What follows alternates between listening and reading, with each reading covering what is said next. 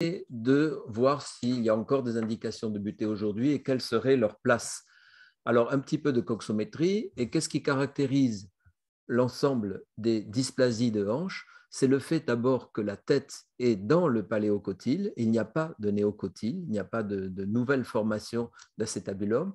Pour l'ensemble des dysplasies de hanche, qui est le premier stade de la luxation congénitale de hanche, on peut calculer l'angle VCE, qui est la verticale qui place par le centre de la tête et le point E, c'est-à-dire sur une radio de face le bord latéral de l'acétabulum. Et cet angle, s'il y a une dysplasie, est en gros inférieur à 20 degrés. Normalement, c'est 30, mais on admet 20. Il faut aussi calculer l'angle HTE, qui va calculer la pente, c'est-à-dire l'horizontale passant par le point T et allant au point E. Le point T, c'est le moment où le cartilage s'arrête et on arrive sur l'arrière-fond de l'acétabulum. Quand vous faites une prothèse de hanche, vous avez vu qu'il y a le ligamentum teres au fond et qu'il n'y a pas de cartilage à ce niveau, bien ça correspond au point T. Et normalement, cet angle est inférieur à 10 degrés. Donc, dans ce cas-là, ici, on a manifestement un angle inférieur à 20 degrés, un angle supérieur à 10 degrés. C'est un cas de dysplasie. Et ensuite, vous avez deux formes de dysplasie, plus ou moins marquées. Vous avez une dysplasie où la tête est bien centrée, une dysplasie centrée. Et là, on regarde le cintre cervico-obturateur ou la ligne de Shenton qui ne doit pas être rompue, c'est-à-dire la ligne passant par le haut du cadre obturateur, puis le bas du col. Là, ici, même c'est mal marqué, en passant par le bas du cadre obturateur, on ne trouve pas l'axe du col, donc c'est une hanche excentrée. Et ces hanches excentrées n'ont pas les mêmes indications que les hanches centrées. On va essayer de vous le montrer. Alors, quelle importance au fait que l'on ait une dysplasie de hanche? Eh bien, c'est la surface de cartilage en contact. Plus la pente est forte, plus l'angle de Vibert est petit, moins on aura de cartilage en contact. En diminuant la quantité de cartilage, on augmente la contrainte au niveau de la tête. La contrainte, c'est une notion de force, c'est-à-dire en gros le poids du patient, qui va s'exercer sur la tête fémorale, divisé par la surface. Plus la force est grande, plus il y a de pression, plus la force est grande, plus il y a de pression, plus la surface est grande, moins il y a de pression. Et donc, plus la surface est petite, plus on va augmenter la pression. Alors, pour vous l'expliquer plus simplement, pour que vous compreniez, plus le poids de la patiente ou du patient est fort, plus il y aura de pression sur la hanche. Et ici, plus la surface est grande, moins il y aura de pression. Je raconte aux étudiants, après une bonne soirée, vous rentrez chez vous à quatre pattes et une femme de 100 kilos vous marche sur la main. Est-ce que vous préférez qu'elle ait des talons aiguilles ou alors des tennis? Vous préférez qu'elle ait des tennis pour répartir la contrainte. Eh bien, la hanche, c'est pareil. Plus la surface est petite, plus il y a de pression, plus la surface est grande, moins il y a de pression par unité de cartilage. Et ça va être le principe de cette butée, qui est une greffe extra-articulaire qui va essayer de répartir les contraintes. C'est un des principes de la butée. En fait, comment fonctionne cette butée? C'est une greffe extra-articulaire, donc qui va se situer par ici, à la partie supérieure et antérieure de l'acétabulum, mais comme elle est extra-articulaire, sous la butée, il y a la capsule qui est très épaisse à ce niveau. Vous voyez, c'est un renforcement avec le ligament iliopubien. Et aussi, vous avez le labrum. Et ce labrum est de grande taille chez les personnes qui ont une dysplasie pour compenser dès l'enfance l'insuffisance de contact. Et donc, la butée, elle va répartir les contraintes en appuyant sur la capsule et en appuyant sur le labrum. Il n'est pas nécessaire qu'elle soit au contact direct de la tête. Et ensuite, elle va protéger le labrum, car la décompensation d'une dysplasie, c'est un labrum qui va se rompre, créer des douleurs, et la douleur commence pour une dysplasie, et l'arthrose aussi. Et à ce moment-là, si on protège le labrum en lui donnant un appui, on va lui conserver sa fonction et on aura une meilleure longévité de cette hanche dysplasique. Alors, ces butées, elles ont été décrites depuis longtemps. La première chirurgien qui en a parlé dans des livres dont on le décrit, parce qu'à l'époque, c'était des livres qui décrivaient les techniques, c'est Koenig en 1891. Donc, ça date depuis longtemps l'idée. Mais c'est Marcel Lance qui, reprenant l'idée de Koenig, l'a publiée à son nom, la première publication que l'on peut lire sur le sujet en 1925.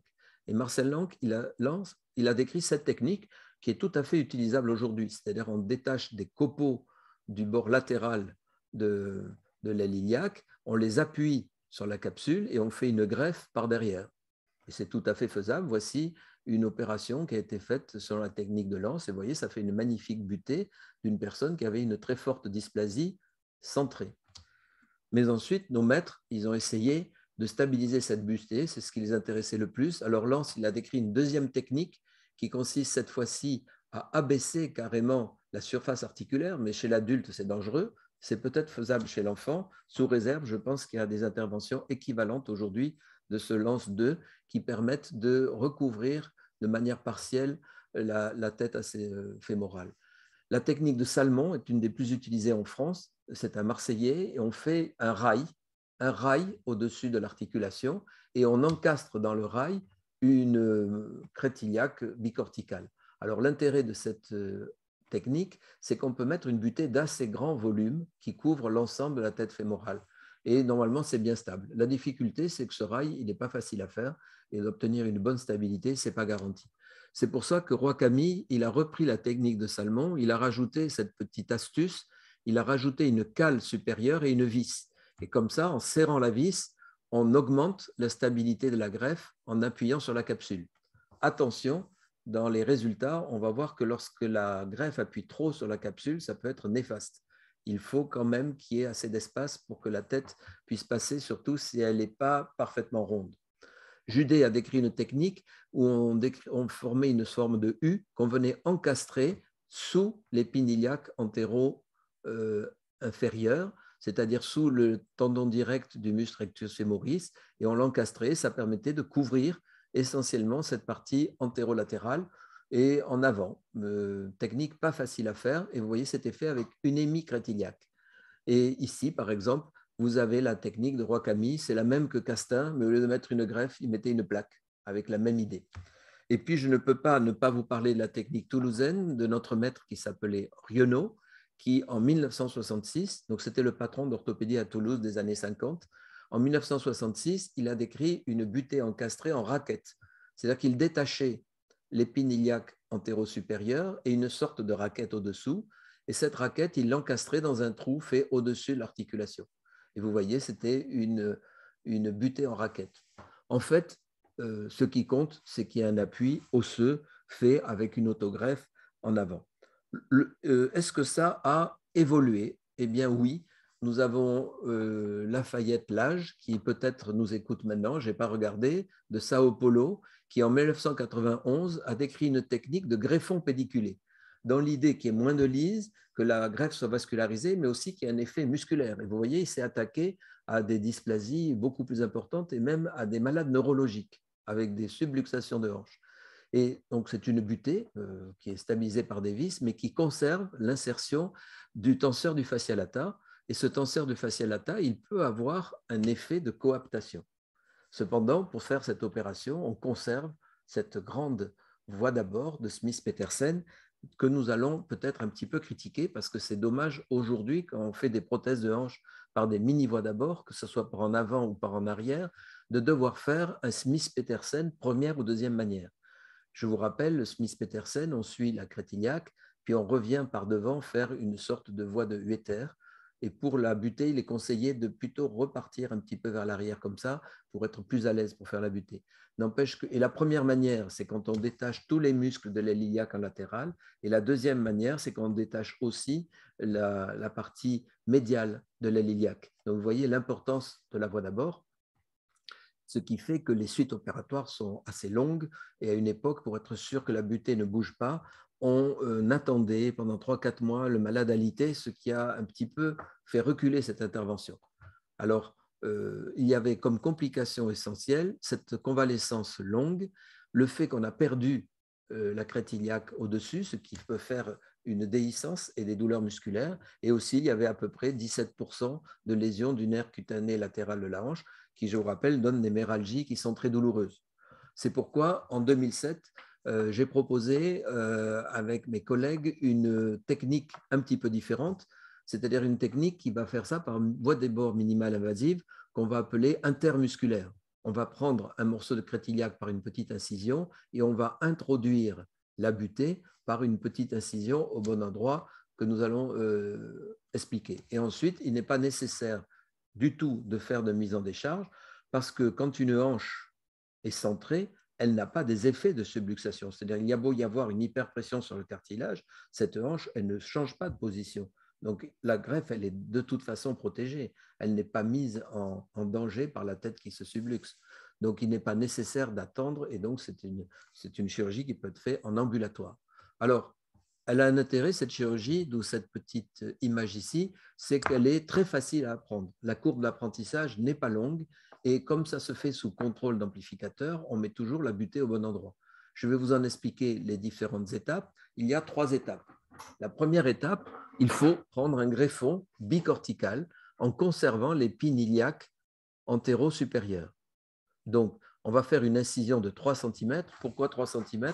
Parce que la greffe que nous allons prendre fait à peu près, on va voir pourquoi à peu près, 3 cm sur 3, ce qui est la bonne taille pour couvrir la tête et qui permet de faire une résection osseuse qui n'est pas trop importante. Donc, on met le malade sur le dos, on le champe, on laisse bien entendu la crête iliaque dégagée, il faut pouvoir mobiliser le membre et on n'a besoin que d'une seule vue antéro-postérieure. On ne doit pas mobiliser l'ampli. Par chance, quand un malade est sur le dos, la crête iliaque à l'endroit où l'os iliaque, à l'endroit où on veut mettre la greffe, est perpendiculaire au sol. Donc, on a une idée de la position que l'on va donner à la greffe si l'on se fie au sol, car cette zone ici est perpendiculaire au sol. Donc, on fait une incision juste en arrière de l'épine iliaque antéro-supérieure. Et, attendez, il faut que ça passe, voilà.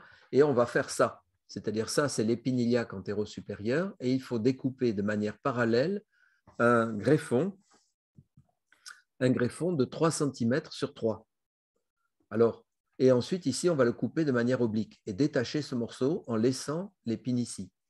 Alors, la difficulté, c'est de bien couper parallèle parce qu'on a tendance à couper en biais et faire que la partie qui va être posée contre la iliaque soit plus étroite que la partie latérale, ce qui n'est pas une bonne idée. Il faut que ça soit un rectangle ou un carré parfait. Alors, voici ce qu'on fait. Donc, on aborde. Il faut dégager les insertions musculaires de chaque côté. Et puis, ensuite, pour reconstruire ce morceau d'os qu'on va enlever, on va mettre un substitut osseux. Comme substitut osseux, j'utilise un coin d'ostéotomie en hydroxyapatite. Et donc, il faut veiller à ce que la coupe osseuse corresponde à 1 à 2 mm de moins que la longueur de votre coin d'ostéotomie pour pouvoir faire du press-fit. Donc ensuite, vous laissez en place la première scie et vous en prenez une deuxième pour être bien parallèle. Et ensuite, ici, en latéral, on fait une troisième coupe et on enlève un morceau d'os qui en fait a 3 corticales. Une corticale latérale, ici, qui a une forme convexe pour se mettre sur la tête, une corticale médiale qui va être à la partie supérieure du greffon et une corticale latérale qui, comme elle est dure, va pouvoir supporter une vis sans problème. Et ici, on a de l'os spongieux qui est idéal pour obtenir la jonction et la consolidation. Donc, ce greffon, il est très stable en compression et il possède de l'os spongieux. C'est un greffon cortico-spongieux. Alors, toujours dans cette première étape, il faut reconstruire la iliaque. Donc, on va mettre en press-fit à la place du morceau d'aliliaque qu'on a enlevé, ce coin de substitut. Et vous voyez, il tient très bien en press-fit. Et comme il est là, on va pouvoir recoudre par-dessus nos muscles, ce qui fait qu'il n'y aura pas de douleur liée à la contraction musculaire de muscles qui ont été libérés. Et esthétiquement, c'est beaucoup plus joli de ne pas avoir un défect à ce niveau. Est-ce que ce substitut tient bien? Eh bien, écoutez, sur l'ensemble des greffes que nous allons vous montrer, la dernière série, nous n'avons pas de mobilisation du greffon. On a une intégration par les bords, mais pas de la totalité du greffon. C'est ce qui doit d'ailleurs se passer dans un genou, mais ça marche très bien, le coup du substitut. Et vous voyez d'ailleurs que par cette méthode, un coin de ce type, ça peut être utile à d'autres endroits. Pour traiter une pseudarthrose, je vous laisse toute l'imagination que vous voulez, mais c'est un fragment d'os cortico-spongieux, très utile pour des greffes qu'on peut enlever sans trop de séquelles. Alors, la deuxième étape, c'est de préparer ce greffon. Alors, il faut améliorer la surface qui va être en contact avec la iliaque, c'est-à-dire il faut la recouper en biseau à 45 degrés, enlever ce qui dépasse pour avoir la plus grande surface possible. Ensuite, on va utiliser des vis cannulées, les mêmes vis qui vous servent à visser les cols du fémur lorsque vous voulez faire un visage de col du fémur, c'est-à-dire des vis de 7 mm de diamètre. Il y en a des 6,9 et des 7,2, ça dépend de la marque. Et il faut éviter qu'elles soient en titane. Attention aux vis à Smith. Chaque fois qu'on a mis une vis en titane, on a eu une pseudarthrose du greffon. Quand on utilise des vis en chrome cobalt, ce n'est pas le cas. Et j'ai vu que des collègues qui ont publié sur ce sujet ont dit la même chose. Donc attention aux vis en titane. Donc on va mettre une broche et il faut que cette broche soit perpendiculaire au plan de coupe pour ne pas qu'ensuite, lorsque vous allez mettre le greffon, ça appuie d'un côté et pas de l'autre. Il faut essayer de répartir les contraintes. Oubliez ici cette zone, ce n'est pas très important. Ici, il faut ressortir à la partie supérieure. Ça, c'est la partie qui va être contre la tête. Ça sera la partie supérieure. Il faut sortir à l'angle supérieur pour ne pas avoir la petite rondelle que l'on va mettre qui vient au contact de la tête. Donc, ici, bien au milieu, là, on sort sur le haut. Et vous voyez, c'est assez facile. Puis après, on mèche à la taille voulue, ici. Puis on taraude pour ne pas éclater la greffe, parce que si vous l'éclatez, l'opération est finie. Et ensuite, on va mettre une vis. Donc, je vous l'ai dit en chrome cobalt ou en acier. Voilà. Et on va mettre cette vis avec une rondelle.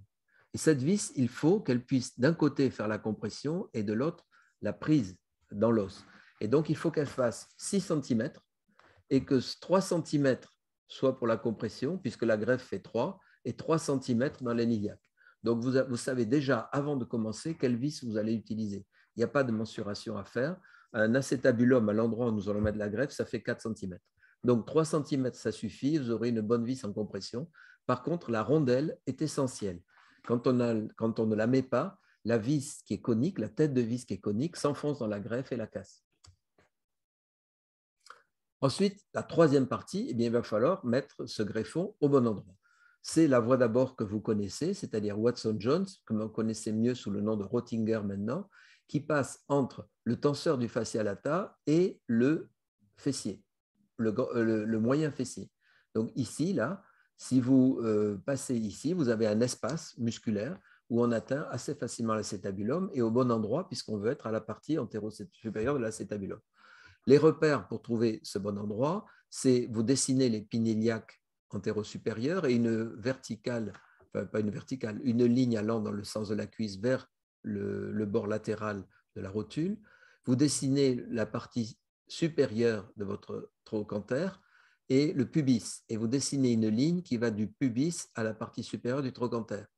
Et ici, à la moitié de cette ligne, c'est le point d'entrée. Alors, c'est le point d'entrée que l'on rencontre dans une voie de Rottinger, ceux qui font des voies antérieures. Après l'incision, on n'est pas obligé de la faire dans ce sens parce que vous avez déjà fait une incision à l'épine iliaque. Le mieux, ça serait de faire une incision parallèle à l'incision faite sur la crête iliaque, mais passant toujours par ce point. Pour positionner quand vous avez repéré ce point, on fait une petite moucheture à cet endroit-là, puis avec une pince, on vient chercher à la radio le bon endroit pour faire pénétrer la broche, on va voir où c'est, puis on y met une broche. Alors, le bon endroit pour faire pénétrer la broche, c'est pas au ras de l'articulation, parce que je vous rappelle que là, il y a le labrum et là, il y a la capsule. Il faut se mettre 2-3 mm au-dessus de l'interligne. Il ne faut pas trop serrer la greffe. Je vous rappelle également que non seulement il y a le labrum et la capsule, mais cette broche est à la moitié de l'épaisseur du greffon. Donc, il faut aussi caler la moitié de l'épaisseur du greffon. Si vous mettez la broche trop près, ça va être trop serré sur la tête et ça peut être un échec. Donc, vous ne mettez pas trop près, vous ne mettez pas non plus 5 cm au-dessus. La direction de la broche, c'est à 45 degrés. C'est-à-dire qu'il faut monter comme ça à 45 degrés pour que la greffe suive la tête. Et aussi parce qu'à 45 degrés, vous ne retrouvez pas en face les vaisseaux. Si vous étiez à 90 degrés à cet endroit-là, vous pourriez trouver les vaisseaux et les traverser avec la broche. Tandis qu'à 45 degrés, vous êtes au-dessus. Vous êtes dans le muscle iliaque. Donc, la bonne direction pour la broche à l'ampli, c'est ça. Vous avez aussi le sol qui vous aide. C'est-à-dire qu'il faut être à 45 degrés parallèle au sol, à la partie antérieure de l'acétabulum. Comment on sait qu'on est à la partie antérieure? Bien, c'est par palpation. Vous trouvez l'épine iliaque antéro-supérieure et vous allez mettre cette broche. Sachez que s'il ne l'avait pas mis parfaitement au bon endroit, ce n'est pas grave, parce que cette broche n'est qu'un guide pour la voie d'abord, la première broche du moins. Si vous pouvez la mettre bien d'emblée, c'est mieux. Donc ensuite, troisième étape, je fais donc une incision parallèle à l'incision de la crête iliaque, et puis là, vous allez passer dans l'interstice musculaire entre tenseur du fascia lata en avant et moyen fessier, mais ce n'était pas la peine de faire une voie d'abord, comme pour une prothèse. Il suffit de suivre la broche avec des écarteurs de Hohmann. Alors, celui-là, il est droit, mais il vaut mieux un écarteur contre-coudé. À ce moment-là, vous suivez la broche jusqu'à l'acétabulum, vous cherchez l'épinillac antéro-inférieur et vous écartez le muscle. Même chose en arrière, vous suivrez la broche avec le Homan inférieur, et puis vous placez, pas dans l'échancrure, mais 2-3 cm après la broche, et puis vous écartez, et vous avez fini la voie d'abord. Vous poussez les muscles, c'est plus élégant, et puis plus facile pour les suites. Ensuite, vous voyez ça, c'est-à-dire un écarteur en haut, un en arrière, et ce que vous voyez ici, c'est le tendon réfléchi du muscle rectus femoris. Voici le tendon direct du rectus femoris, puis il y a un tendon réfléchi, et le tendon réfléchi, il est juste au-dessus de l'interligne. Donc, vous savez que quand vous avez le tendon réfléchi, vous êtes au bon endroit pour mettre la greffe. En fait, la greffe, il faut la mettre à la place du tendon réfléchi. Il ne faut pas la mettre à travers le tendon réfléchi parce que vous allez avoir une interposition de collagène, de tissu tendineux qui va vous empêcher la consolidation. Donc, si vous y voyez assez, vous coupez le tendon réfléchi en arrière et vous le repoussez. Si vous ne voyez pas, aucune importance, on fait autrement. Vous allez, avec une pince ici, enlever le tendon réfléchi et puis avec un ciseau à frapper, vous allez aviver la crête iliaque, l'os iliaque au-dessus de l'endroit, à l'endroit où vous voulez mettre la greffe, c'est-à-dire à la place de ce tendon réfléchi. Ensuite, quand vous avez fait ça, vous vérifiez que votre broche est au bon endroit. Donc la broche, là, vous pouvez la voir. Maintenant, il faut qu'elle soit pas à l'épinillac antéro-supérieur, un petit peu en arrière, d'1,5 cm, puisque le greffon fait 3. Là, vous allez finir avec la mèche, vous allez suivre la broche et faire le trou nécessaire pour mettre la vis. Et puis, vous descendez le long de la broche, le greffon, en veillant à sa rotation. Il faut que ce greffon, puisqu'il est en avant, soit un petit peu en rotation. Ça dépend du côté, mais il faut qu'il soit incliné vers l'avant. C'est pour ça que, vu de face, on ne voit pas bien l'interligne. Si vous voyez trop bien l'interligne vue de face, c'est que vous l'avez mal tourné. Donc, une fois qu'on l'a fait, on serre la vis, on sort la broche et la butée est finie. Alors, ça paraît compliqué quand on l'explique, mais honnêtement, ce n'est pas compliqué. Ça ressemble un peu à une ligamentoplastie du genou. Et voici ce que ça donne. C'est-à-dire le greffon mis en place, qui le couvre bien la tête avec 3 cm, la vis, 2 critiques sur tête radio. Vous voyez d'abord que cette tête n'est pas ronde. C'est-à-dire qu'elle va quand même mettre en compression le labrum qui est ici et la capsule. Et donc, je trouve que cette butée, dans ce cas, elle est un petit peu basse. J'aurais à le refaire aujourd'hui. Alors, c'est un cas qui a une vingtaine d'années. Je mettrais ça plutôt par ici. C'est-à-dire qu'il faudrait monter d'un demi-centimètre la butée. Ne vous inquiétez pas, si vous avez mis une butée un peu haute, il va se faire un tissu fibreux entre la butée et la capsule et au bout d'un moment, l'efficacité de la butée sera obtenue. Tandis que si on la met un peu basse comme ici, eh bien, elle restera toujours un peu basse. Donc, il vaut mieux la mettre un tout petit peu trop haut, ce n'est pas un défaut.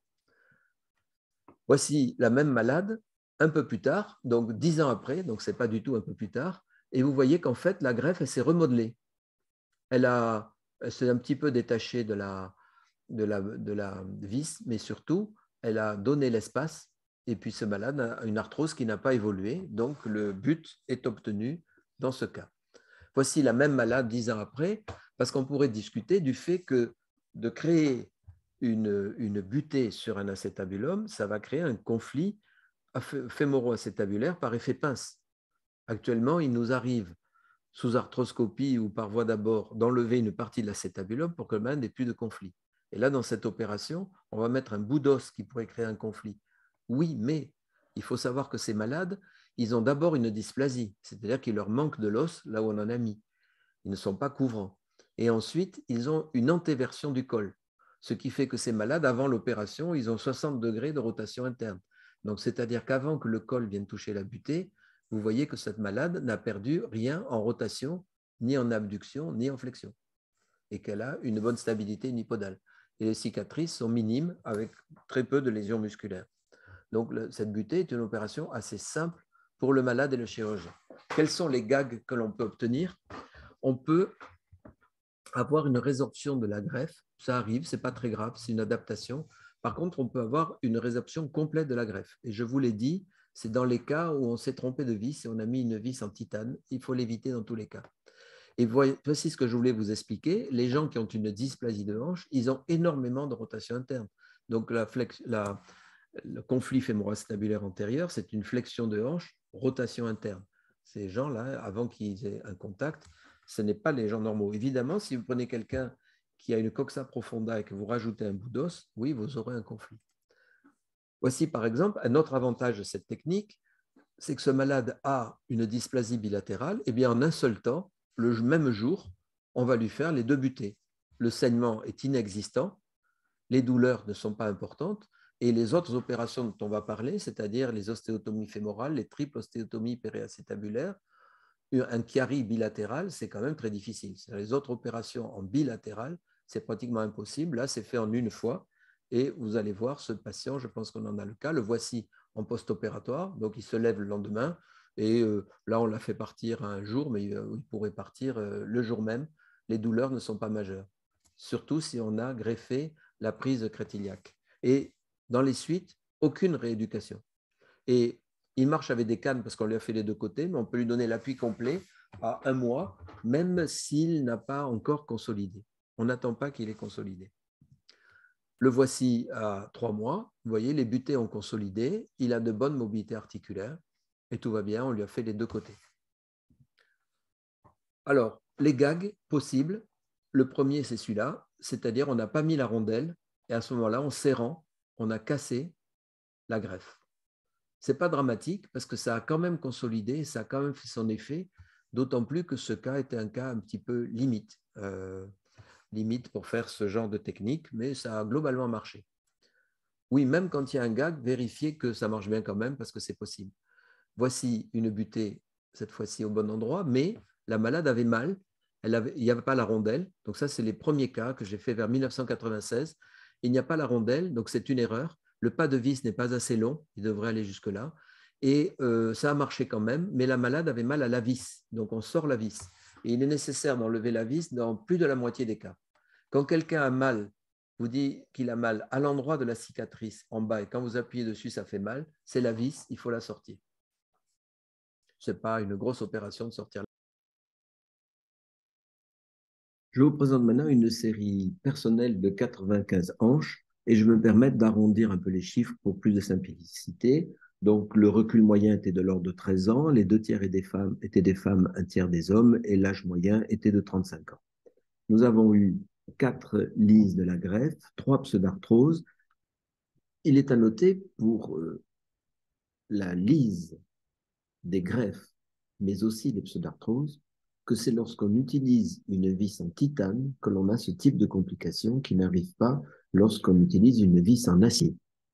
Et la nécessité d'enlever la vis dans 57% des cas, c'est une complication minime, mais due à des douleurs liées à la présence de la vis sous la peau. Il n'y a eu aucune infection, aucune lésion du nerf fémoro-cutané latéral de la hanche. Nous avons fait des analyses des courbes de survie que nous avons présentées et nous avons comparé ces courbes de Kalplan-Meyer sur la méthode du log-rank test.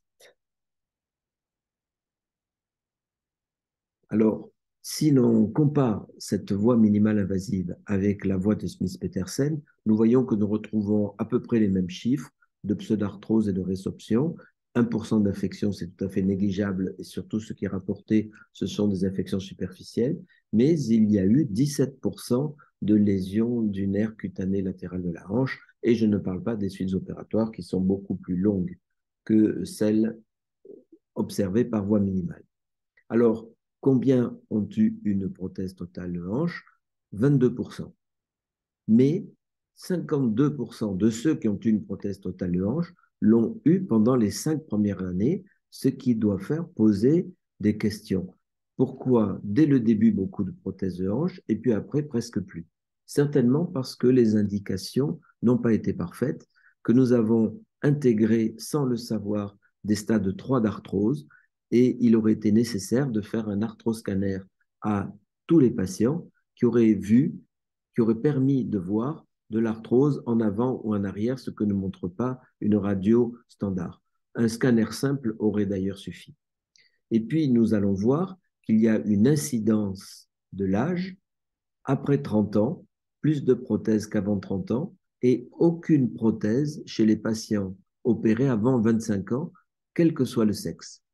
Il y a aussi une incidence du sexe et nous voyons que les femmes ont pratiquement 2 fois plus de prothèses que les hommes, quel que soit l'âge. Alors, il faut s'intéresser à ce pic de prothèses pendant les 5 premières années, et cela peut être dû non seulement à ce que je vous ai déjà dit, c'est-à-dire à une arthrose plus évoluée qu'elle paraît, mais aussi à une lésion du labrum. Il a été écrit et prouvé qu'une lésion du labrum est une source de complications à long terme. Et ce labrum pourrait être réparé avant de réaliser une butée. C'est ce qui est proposé par ces auteurs. Et vous voyez que les résultats n'ont rien à voir, notamment pour Berton, puisqu'il rapporte 83% de succès avec un recul de 16 ans et 15% lorsqu'il y a une lésion du labrum. La question est-ce qu'on pourrait, sous arthroscopie, avant de faire la butée par voie minimale, faire un traitement de la lésion du labrum? C'est ce que propose Uchida, mais les résultats sont avec peu de recul, simplement sur 28 hanches, mais quand même, il n'a pas ce pic de prothèse qui suit les premières années, et c'est sans doute une voie. C'est-à-dire, tout d'abord, faire un arthroscanner ou une IRM à la recherche d'une lésion du labrum. Si le labrum est rompu, faire une arthroscopie avant de faire la butée. S'il n'est pas rompu, l'arthroscopie n'est pas nécessaire. Revenons aux courbes de survie. Nous voyons la courbe de survie globale. À 15 ans, 77% de survie. Si nous regardons la courbe des moins de 30 ans, 85% de survie à 15 ans et les plus de 30 ans, 69% de survie, c'est-à-dire une réelle différence que l'on peut considérer comme significatif, bien que le terme significatif ne doit plus s'employer aujourd'hui lorsqu'on fait des statistiques. Disons que c'est la probabilité que l'événement survienne est réelle, avec un haut grade, avec un haut risque. Si nous reprenons la courbe pour les femmes, nous voyons que la survie à 15 ans est de l'ordre de 68%, alors que pour les hommes, elle est de 92%, de réelle différence, mais moins significative car la série d'hommes n'était pas assez importante par rapport à celle de femmes. Il faudrait inclure quelques hommes de plus pour que ce soit significatif, mais ça le sera certainement. Si nous regardons les femmes de plus de 30 ans, la survie est de l'ordre de 64,4% à 15 ans, alors que pour les moins de 30 ans, elle est de 80%. Nous voyons donc que le sexe et l'âge ont une réelle importance. Et ici, de la même manière, la signification n'est pas suffisante car il n'y avait pas assez de femmes de moins de 30 ans. Ce tableau résume le fait que le meilleur malade est un homme de moins de 30 ans et que le plus mauvais malade est une femme de plus de 30 ans. Cependant, les résultats de survie à 5 ans, 10 ans, 15 ans, même pour les femmes de plus de 30 ans, est telle qu'il est tout à fait possible de proposer une butée de hanche si la patiente a 30, 35 ans et qu'elle peut gagner 15 ans avant d'avoir une arthroplastie, elle aura un âge plus naturel pour avoir une prothèse, et nous voyons quand même que les 2 tiers n'ont pas d'arthroplastie à 15 ans. Donc, malgré ces résultats, il faut tenir compte du contexte qui fait que la butée reste un geste simple. Si l'on compare les résultats de la voie minimale invasive avec les résultats de Smith-Petersen, ils sont globalement comparables, mais il semble que les séries avec Smith-Petersen soient meilleures. Attention, l'une ne contient que 25 cas triés de sujets très jeunes et l'autre a un bon recul avec 65 cas. Mais ce sont des séries plus anciennes, à une époque où on hésitait à poser des prothèses totales de hanche et très certainement aujourd'hui, dès qu'une hanche décompense, même avec une butée, nous nous orientons vers une prothèse totale de hanche, ce qui peut expliquer la différence. Mais si on compare les résultats des butées avec ceux des triples ostéotomies périacétabulaires, nous voyons qu'ils sont a priori meilleurs, bien que dans les ostéotomies périacétabulaires, on ait intégré des subluxations de hanche. Mais surtout, la différence, elle est liée au fait que, même si ces résultats sont parallèles, il y a beaucoup plus de complications graves lorsqu'on fait une triple ostéotomie périacétabulaire que lorsque l'on fait une butée. Nous voyons aussi que si l'on se lance dans une ostéotomie périacétabulaire, le risque d'avoir une complication grave est de l'ordre de 12%. Et encore, je vous présente l'article qui avait le taux le plus bas de complications graves. Nous voyons ici un taux de l'ordre de 37% de complications majeures rapportées. Et ces complications sont une erreur d'orientation de l'acétabulum qui peut créer un conflit et aussi des pseudarthroses, notamment de l'ischio de la branche ilio-ischiatique et iliopubienne. Il reste encore des publications qui montrent un taux d'infection qui n'est pas négligeable et aussi un risque de nécrose de l'acétabulum qui a été détaché. Alors venons-en aux indications. Eh bien, si on a une dysplasie avec un angle de Vibert positif et une ligne de Shenton harmonieuse et que le malade ne se plaint pas et que l'arthrose est encore au stade 1 ou 2, il est probable qu'il ne faille pour l'instant rien proposer car on n'améliore jamais quelqu'un qui ne se plaint pas. Par contre, on peut l'aggraver. Si le même malade a une arthrose 1 ou 2 à moins de 40 ans et qu'il a mal, on peut lui proposer en première intention une butée de hanche. S'il a une rupture du cintre cervico-obturateur et un angle de Vibert faible, de 0, voire négatif, alors il vaut mieux lui proposer une triple ostéotomie. Voici le résultat à 15 ans d'une triple ostéotomie. Et enfin, si le malade a une arthrose évoluée avec un contact os-os type 3, attention, il faut réaliser un scanner pour le savoir. C'est l'heure de l'arthroplastie de hanche. On peut se poser la question de savoir si ces différentes interventions modifient la réalisation de l'arthroplastie de hanche. Eh bien, nous voyons que de façon évidente, une ostéotomie fémorale va compromettre la bonne réalisation d'une prothèse de hanche. Est-ce que la triple ostéotomie le compromet? Apparemment oui, surtout sur les résultats fonctionnels et la mobilité articulaire, tel que le rapporte cet article 2016. Alors que réellement, la réalisation d'une prothèse de hanche après une butée ne pose aucun problème particulier.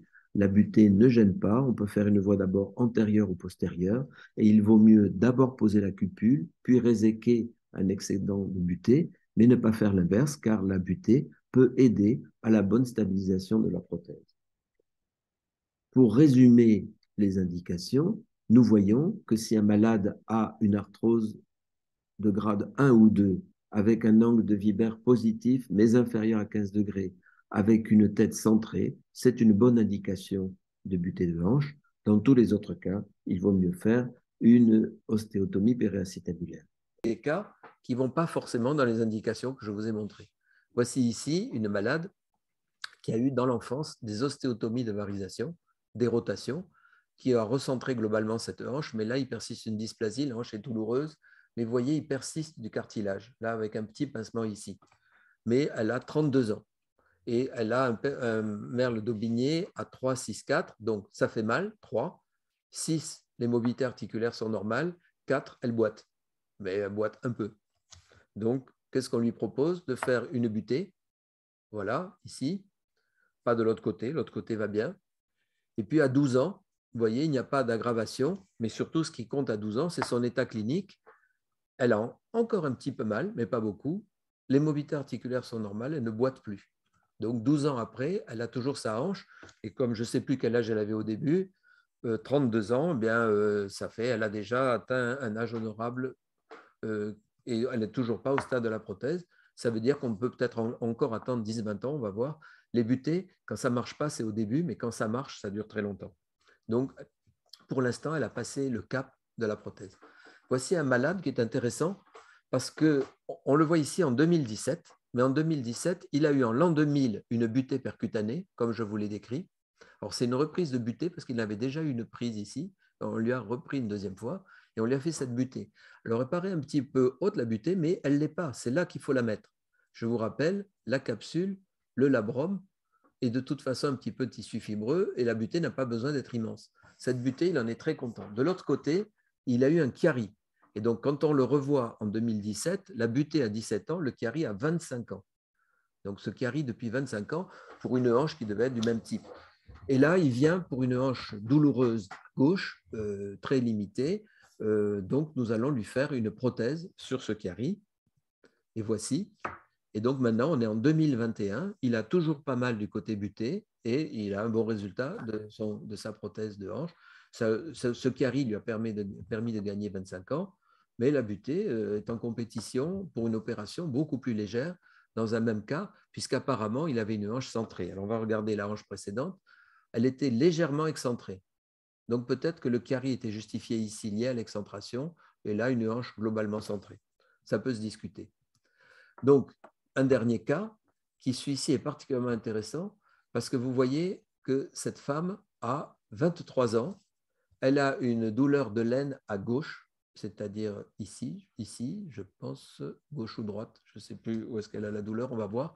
Un PMA très marqué et un HSS à 72. Donc, il a été fait à l'époque une ostéotomie de Salmon parce que ce cas date de 1976. La radio que vous avez là date de 1976 et cette malade avait 23 ans, mais en 1976.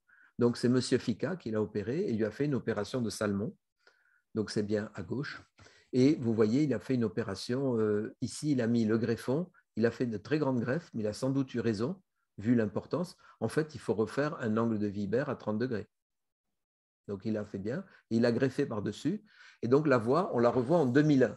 Donc, déjà, cette opération a été faite en 1976. Elle est à 24 ans. 24 ans plus tard, en 2001, elle n'a aucune douleur côté buté, mais elle a mal de l'autre côté. Elle n'a pas fait l'autre côté parce qu'elle a passé 6 mois au lit pour faire cette opération. La cicatrice a été longue à obtenir. Elle a dit, je ne fais pas la deuxième. N'empêche, donc, elle a quand même tenu 25 ans, mais 25 ans plus tard, cette hanche est arthrosique. Donc, à 2-3-3. Donc, on va lui faire une prothèse. Et une prothèse en l'an 2000. Donc, le modèle de prothèse, c'est celui de l'an 2000. On la revoit en 2020. En 2020, elle a 45 ans de recul sur la butée et 20 ans de recul sur la prothèse de hanche. Mais vous avez vu, si on lui avait fait une prothèse de hanche des années 75 à gauche, elle aurait une prothèse de 45 ans et vraisemblablement, elle aurait une prothèse décellée à refaire, alors que là, elle est toujours avec sa hanche primaire.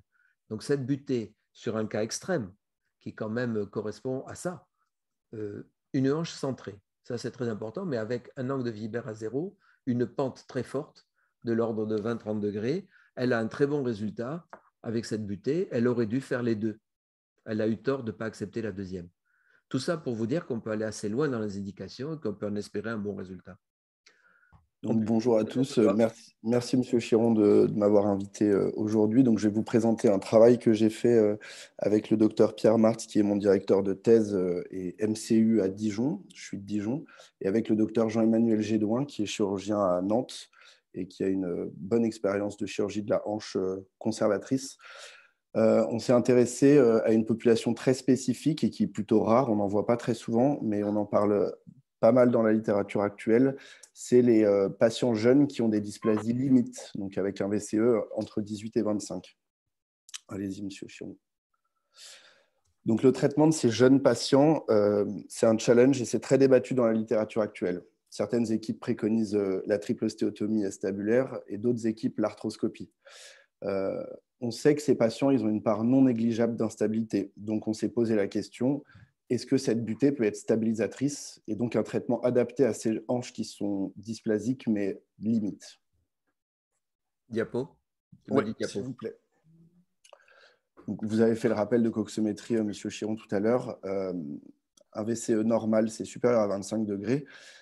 Pour mémoire, 18 degrés, nous, on a pris dans notre série des gens qui ont une couverture externe entre 18 et 25. C'est dans la littérature anglo-saxonne et c'est ce qui est décrit maintenant dans la littérature actuelle. En France, c'était plutôt 20 degrés selon le Ken. Diapo? Oui, s'il vous plaît. Dis-moi diapo à chaque fois, c'est plus simple. Je vous le dis. Donc, notre étude, donc on a revu 22 patients, 23 hanches qui ont tout été opérés par le docteur Jean-Emmanuel Gédois entre 2017 et 2019. Des butées de hanches par voie mini-uéter-like, c'est une voie du uéter qui est plus haute, bien évidemment, que celle d'une prothèse. Un greffon tricortiqué, comme l'a expliqué M. Chiron, fixé par une vis et sous contrôle scopique. Donc, tous les patients avaient un angle entre 18 et 25 et les résultats sont à 2 ans de recul minimum. Diapo, s'il vous plaît. Donc, la population de l'étude, il y a 18 femmes pour 5 hommes, 20 hanches droite, 3 hanches gauche. L'âge moyen, c'est 30 ans environ et le suivi moyen, c'est 60 mois. Diapo, s'il vous plaît. Ce qui est intéressant, c'est les résultats coxométriques. Donc, bien sûr, ils ont tous un VCE entre 18 et 25. Donc, on a un angle moyen à 21.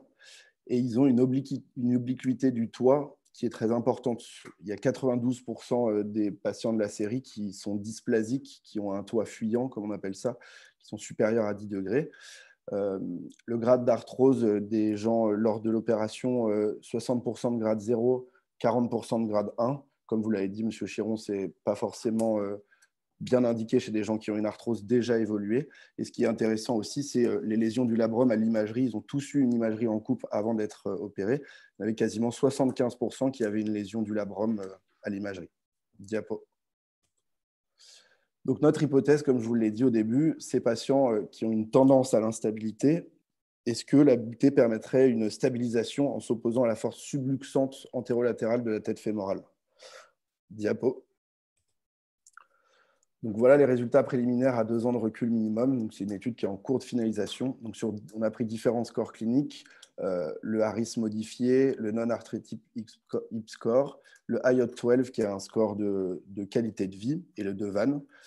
Donc, globalement, on a une satisfaction et des scores acceptables avec différences significatives entre le pré-op et au dernier recul pour plus de 80% des patients. Il y a eu 0 conversion en PTH. Le recul le plus vieux sur une patiente est à 15 ans. Et on a eu 3 reprises chirurgicales, donc 13%, pour une suture du labrum sous arthroscopie à environ 1 an et demi de la butée. Diapo, s'il vous plaît. Donc ici, on peut voir une radiographie. Donc à gauche, on voit le patient en préopératoire qui a une dysplasie donc limite avec un toit, un angle de couverture externe à 20 degrés, une obliquité du toit à 14 degrés. On voit le post-op et on voit à un peu plus de 2 ans de recul que la butée n'a absolument pas bougé. Pas d'évolution arthrosique également. Diapo. Donc, la discussion de cette étude, c'est de savoir si le traitement de ces hanches borderline serait adapté par une butée. Ça reste bien sûr un débat. La triple ostéotomie, comme l'a décrit M. Chiron, c'est une intervention qui est extrêmement complexe et invasive, avec des taux de complications non négligeables. Donc, est-ce que c'est assez indiqué pour des défauts de couverture qui sont très faibles? Et l'arthroscopie, elle a été démontrée dans toutes les études récentes pour ces dysplasies limites. Elle peut parfois être insuffisante. Dans l'expérience de Jean-Emmanuel Gédoin, il y a souvent des récidives douloureuses, notamment par des lésions du labrum qui sont toujours maintenues dans le temps. Donc voilà, la butée acétabulaire, un traitement, comme vous l'avez dit, qui peut être simple avec une courbe d'apprentissage assez courte et efficace sur des dysplasies limites entre 18 et 25. Voilà, merci de votre attention. En conclusion, nous voyons que la butée de hanche par voie d'abord minimale a beaucoup d'avantages et que la balance penche en faveur de la butée pour ces dysplasies arthrosiques et douloureuses avec un angle de Vibert positif et sans rupture de la ligne de Shenton. Et cela penche en faveur car les suites sont plus simples, les résultats sont identiques et cette chirurgie est à portée de tous les chirurgiens. Il n'existe pas de complications majeures. Et pour conclure, je dirais que si cette hanche était la mienne, eh bien, je me ferais faire une butée de hanche. ou, en fonction de ma profession, peut-être d'emblée une prothèse.